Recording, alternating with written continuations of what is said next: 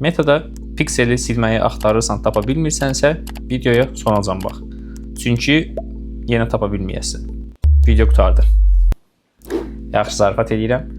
Video qurtarmadı, amma pikseli həqiqətən də silmək olmur. Niyə? Gəlin izah edeyim. Bundan öncə birinci piksel nədir? Onu qısaca bilək. Piksel Meta'nın bizə verdiyi bir kod parçasıdır.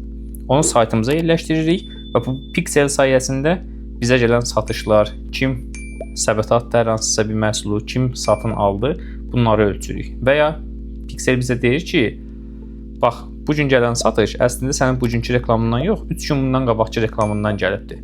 Burada attribution modellər işləyir arxa tərəfdə və bütün bu dataları, bütün bu məlumatları piksel özündə saxlayır. Əgər bunu aydın oldusa, pikseli niyə silə bilmirik? Bu da aydın olmalıdır. Çünki piksel silinsəydi, bütün bu datalar hamısı silinmiş olardı, conversion historylər silinmiş olardı, attribution modellər dağılmış olardı, bir növ satışlar yoxa çıxmış olardı. Bilməzdik ki, hansı satış, hansı kampaniyadan gəlib. Belə olan halda da fırıldaqçı insanlar, xidmət verənlər, ajanslar olsun, fərqi yoxdur. Fake məlumatları müştərilərə deyə bilərdilər və ya fake məlumatları gizlədə bilərdilər.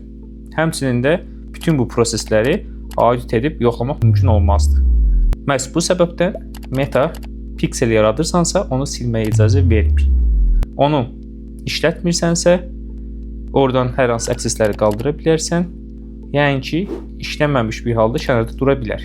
Amma nə zaman istəyirsənsə, geri dönüb həmənki pikseldən keçmiş datalara baxa bilərsən. Bu və daha artıq üçün səhifəmizlə